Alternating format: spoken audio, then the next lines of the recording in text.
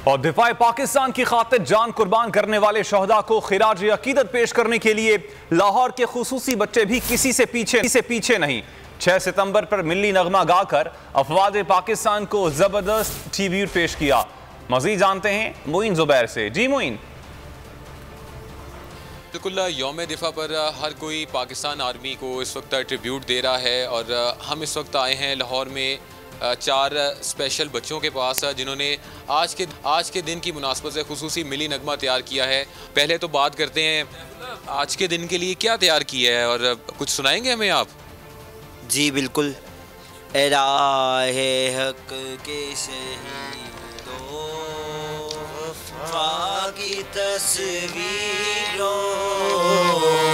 में वतन की हवाएं सलाम कहती हैं। इनके जो ये स्पेशल बच्चे हैं इन्होंने बड़ा एक ज़बरदस्त काम किया, अपनी आवाज़ में ये मिली नगमा गा कर ट्रिब्यूट दिया है। इनके जो उस्ताद हैं मौसीक़ार ज़ियाउल हक, उनसे जानते हैं कितना अरसा लगा, मुश्किल काम नहीं था इनको तैयार करना?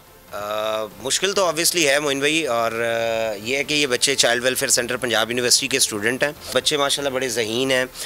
बड़े खूबसूरत अंदाज में इन्होंने इजहार किया है और इनका ये जो मिली नगमा है वो सोशल मीडिया पर रिलीज़ भी किया जा चुका है, जिसको लोग देख कर काफ़ी पसंद कर रहे हैं। आपका शुक्रिया। एक बार फिर नंबर 1